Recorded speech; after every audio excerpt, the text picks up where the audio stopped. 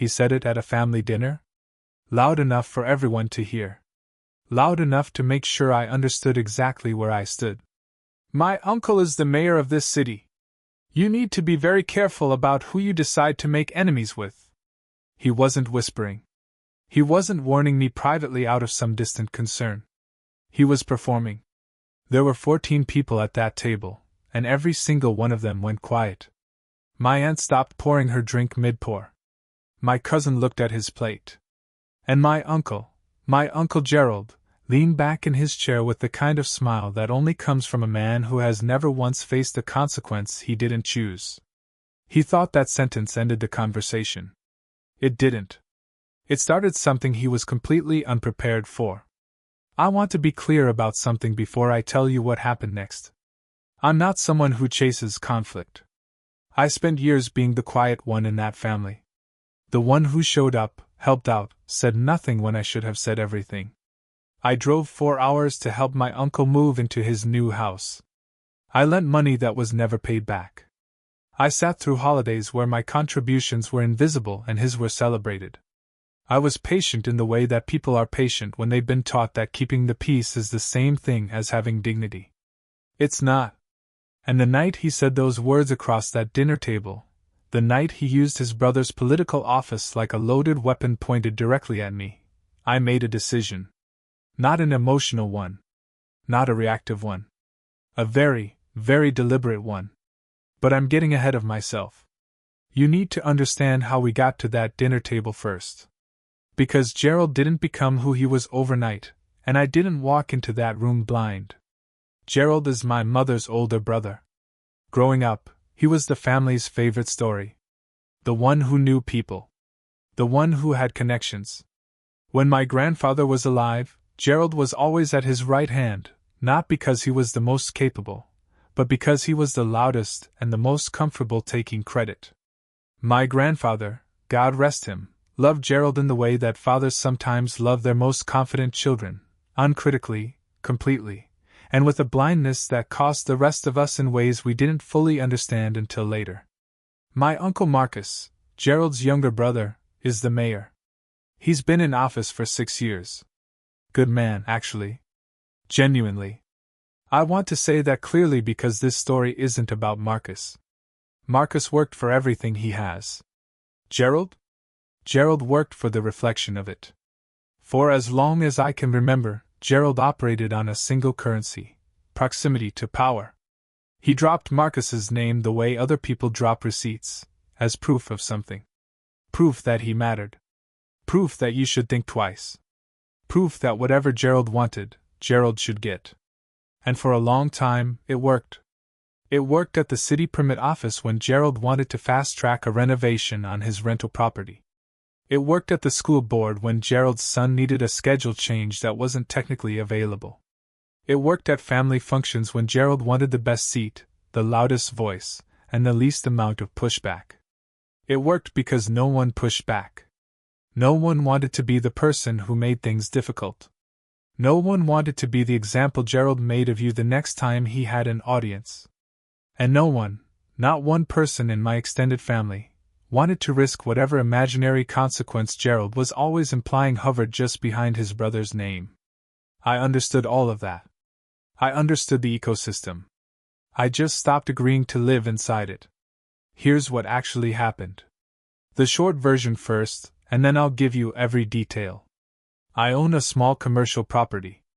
I bought it 7 years ago, before the area was what it is now. It's a corner unit in a part of the city that went from overlooked to genuinely valuable, and I lease it to a restaurant that's been there for 5 years. Good tenants.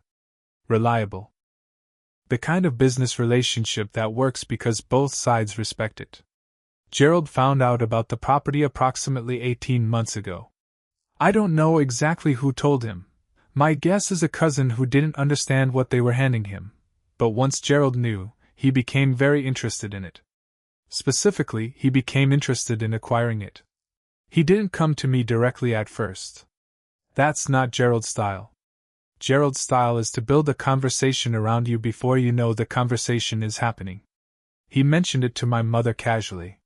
He mentioned it to my aunt at church.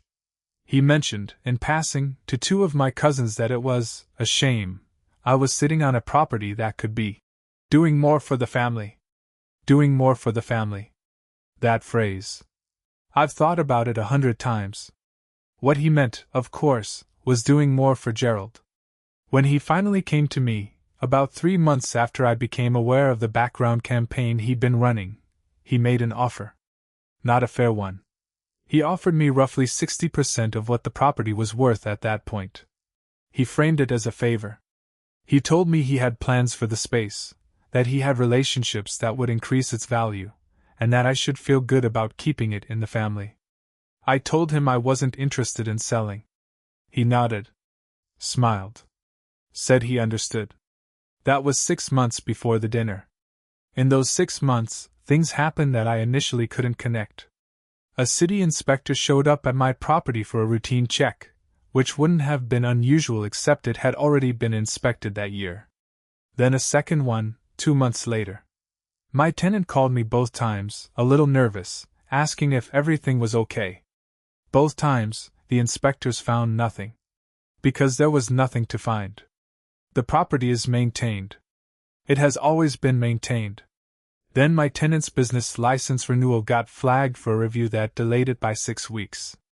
My tenant, who had done nothing wrong, filed everything correctly, and had a spotless record, had to navigate an unexpected administrative process that cost him time, legal fees, and a degree of stress he absolutely did not deserve. I couldn't prove anything yet. But I felt the shape of it. And then came the dinner. The dinner was my aunt's birthday. My mother's side of the family, about 14 of us at a long table in my aunt's dining room. Gerald was already holding court when I arrived, telling a story about a fundraiser, dropping names, laughing at his own punchlines. Normal Gerald behavior. About an hour in front of everyone, he asked me again about the property. Not subtly. Not privately. He announced it. So have you thought any more about what we discussed? Because I've got something moving and the timing would be perfect. I told him, calmly, that my answer hadn't changed. He looked at me for a moment. Then he looked around the table. And then he said it. You know, my uncle is the mayor of this city. I just want to make sure you understand the position you're putting yourself in. Silence. 14 people. Not one of them spoke. I looked at him. I looked at him for a long moment, and I didn't raise my voice, and I didn't flinch, and I said, very quietly, I understand the position I'm in perfectly. And I left the table, said goodbye to my aunt, and drove home. What Gerald didn't know, what no one at that table knew, is what I had already spent the previous 6 weeks doing. When the second inspection happened, I stopped trying to talk myself out of what I suspected. I stopped telling myself it was coincidence. I hired an attorney.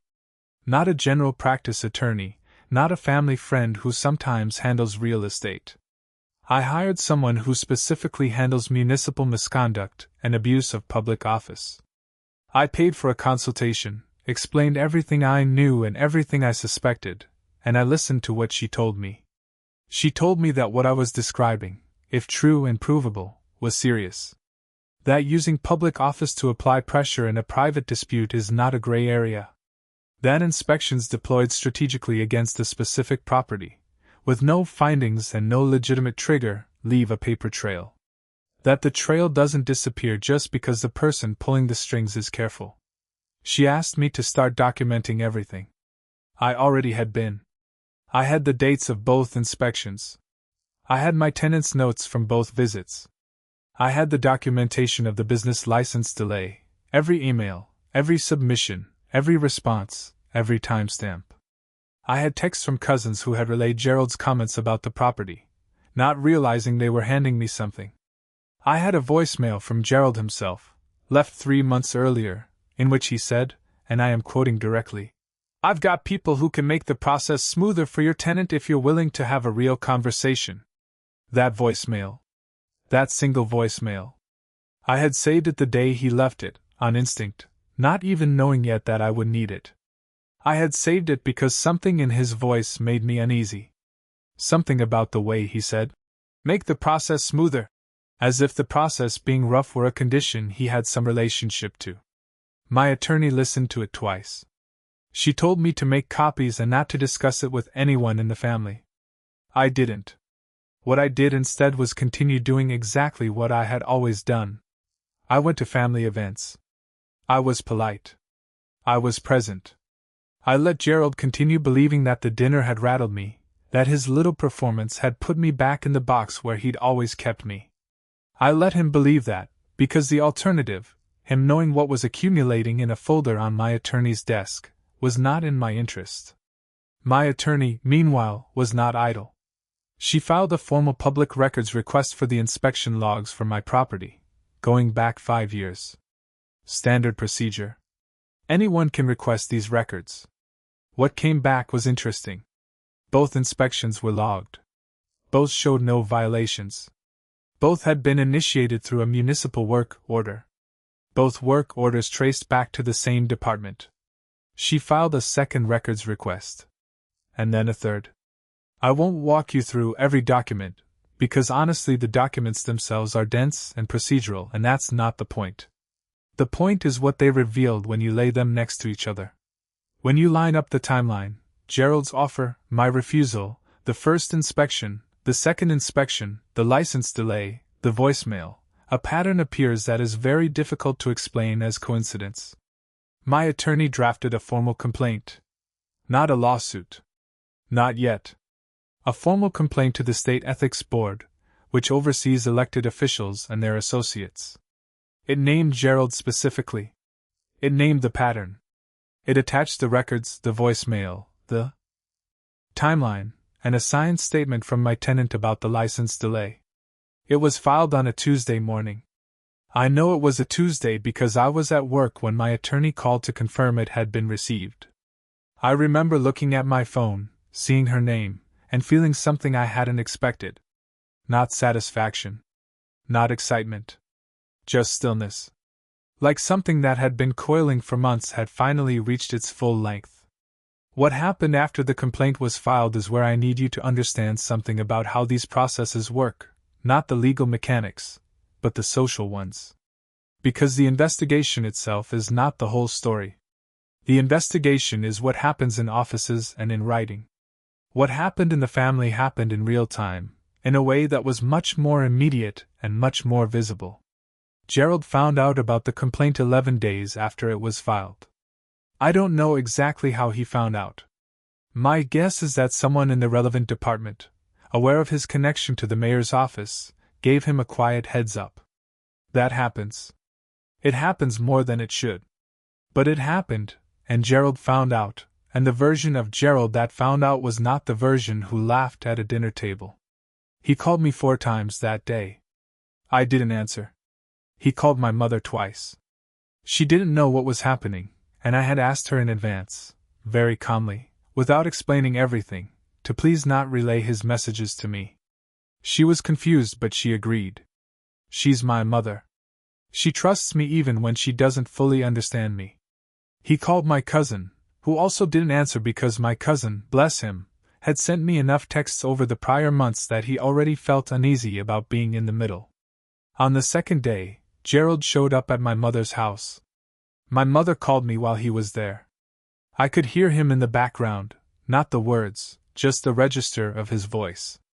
That particular frequency of a man who is used to controlling rooms and has just discovered he cannot control this one. I told my mother I would call her later and I hung up. He left after about 40 minutes.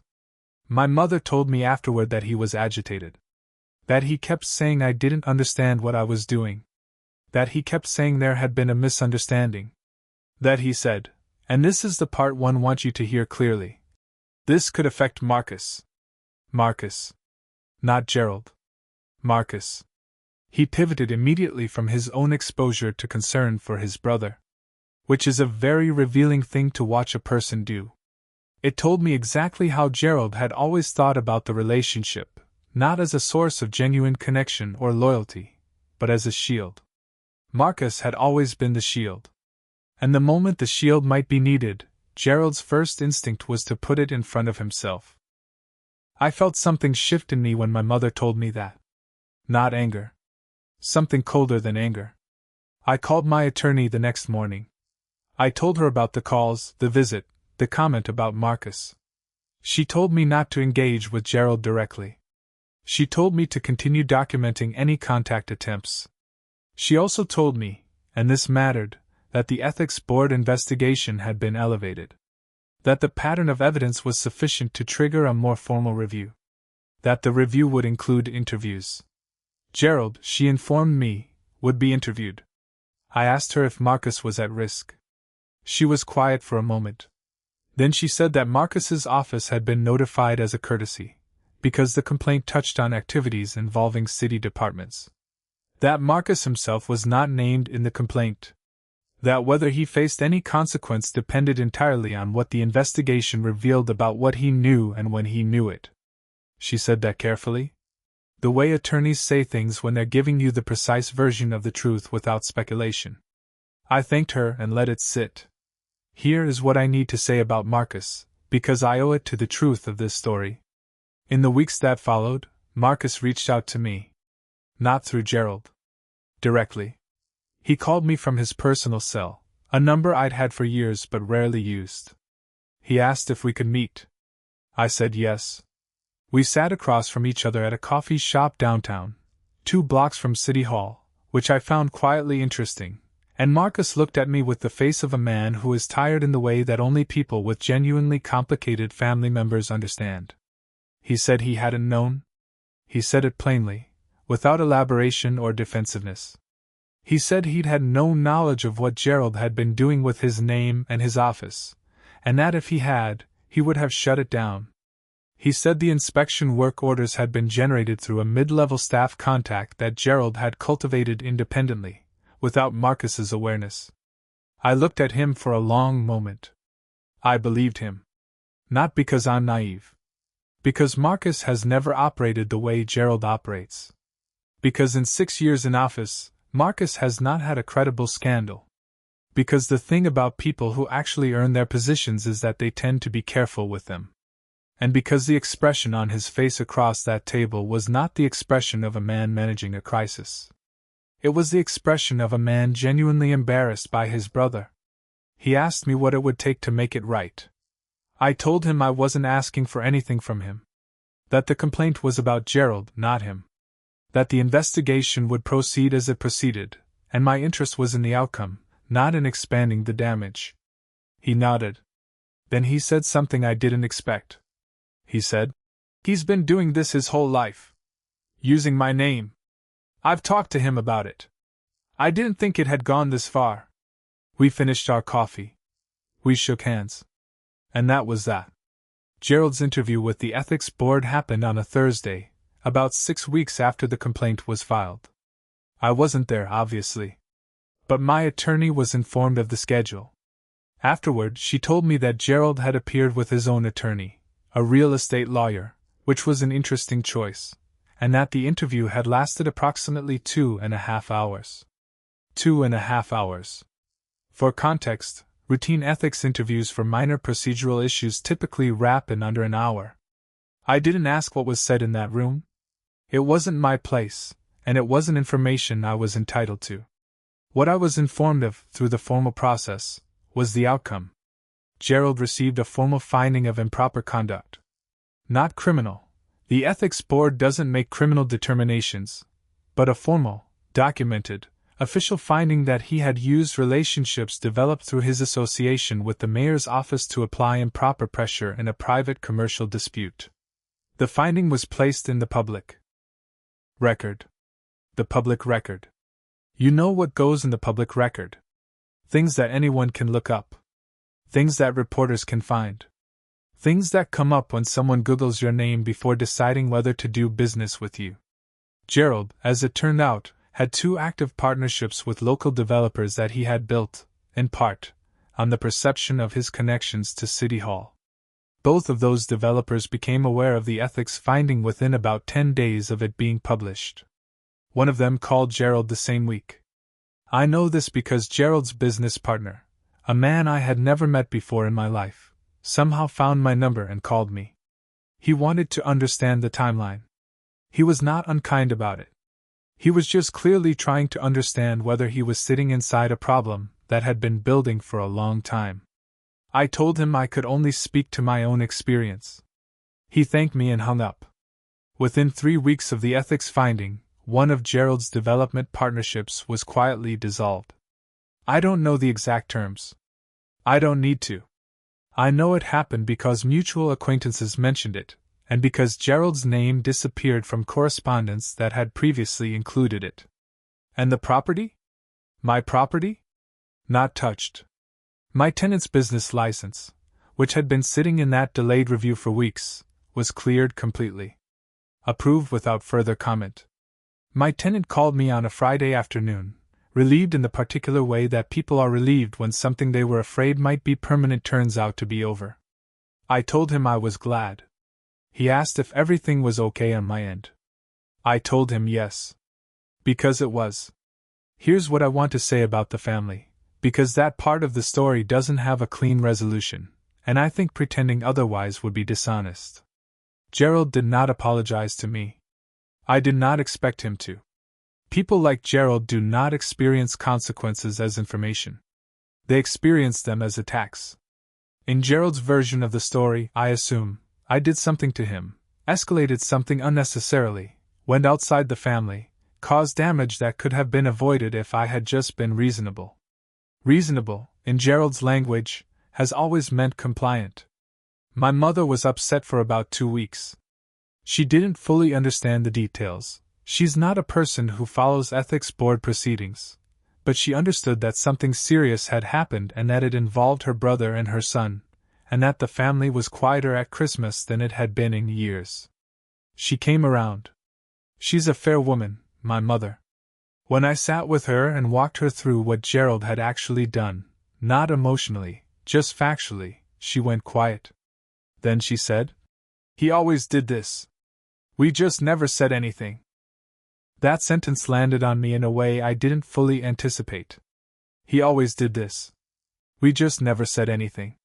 That is the whole story, really. That's the thing underneath everything else. The inspections and the voicemail and the ethics board and the dissolved partnership, all of it was downstream of one simple, long-standing fact. The people around Gerald had decided, collectively and individually and usually without discussing it, that the cost of confronting him was higher than the cost of tolerating him. And Gerald had correctly identified that calculation and built his entire operating model on top of it. Until I stopped making that calculation. I don't think of myself as brave for what I did. I had resources, a good attorney, documentation, time, and the emotional clarity that comes from genuinely having nothing to lose in a relationship with someone who was actively trying to harm you. Not everyone has those things. I'm aware of that.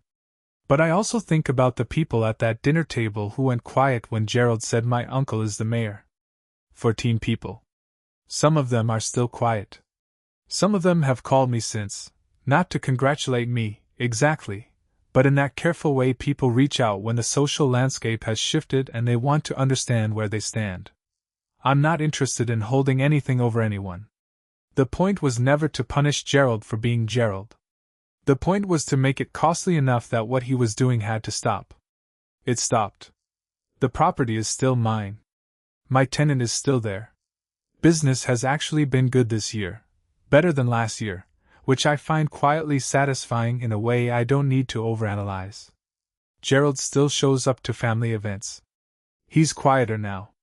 That familiar performance, the name-dropping, the implied threat, the loud laughter that expected everyone to join it, is still there in fragments, but the confidence behind it has changed shape. He knows what I did. He knows I kept records. He knows I was patient in a way he didn't anticipate and deliberate in a way he underestimated. And he knows that his uncle being the mayor didn't protect him. Because here's the thing about power that operates through proximity, through borrowed names and implied consequences and the social silence of people who've decided compliance is easier than confrontation. That kind of power is entirely dependent on no one calling the bluff. I called it. And the last time I saw Gerald at a family event, he looked at me from across the room and looked away. He didn't say a word.